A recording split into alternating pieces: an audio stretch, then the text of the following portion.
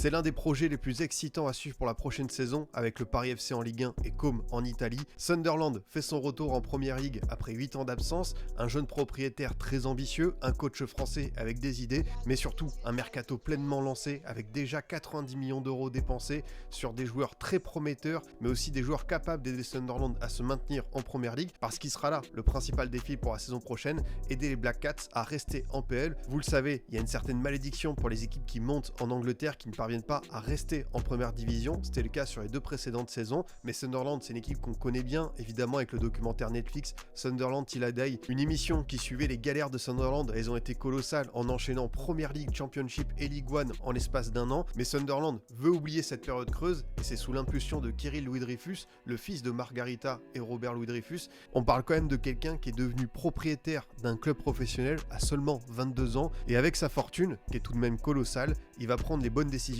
pour aider le club du nord de l'Angleterre à se relancer. Et puis en mai dernier, ils ont décroché ce qu'ils attendaient depuis un bon moment, la montée en PL, en battant Sheffield United en finale de play-off à Wembley. Et désormais, c'est une nouvelle ère qui s'ouvre avec un gros mercato, je vous l'ai dit. Il y a plusieurs profils très intéressants, des joueurs qu'on connaît en Ligue 1 comme Alvin Diarra, capitaine de Strasbourg, qui quitte l'Alsace pour un peu plus de 30 millions d'euros, donc des sommes colossales dépensées sur des joueurs qui ont des responsabilités. Aussi Noah Sadiki, jeune milieu de terrain très prometteur de l'Union Saint-Gilloise en Belgique. On a également Chemsedi Talbi, lui aussi révélé en Belgique et même en Ligue des Champions, qui avait été très très bon avec le club russe, notamment contre l'Atalanta. Enfin, on a d'autres visages connus de Ligue 1 qui sont là, avec Reinildo qui a été recruté libre en provenance de l'Atlético, et Enzo Lefebvre, dont l'option d'achat a été levée en provenance de la Roma. Mais Sunderland est très gourmand cet été et ne va pas s'arrêter en si bon chemin. On a eu le Here We Go pour Simon Andingra, l'ailier de Brighton, champion d'Afrique, qui va débarquer pour un peu plus de 20 millions d'euros à Sunderland. Un super coup, je trouve, vraiment très curieux de le voir dans cette équipe promue. Ils ont aussi envie de faire un gardien.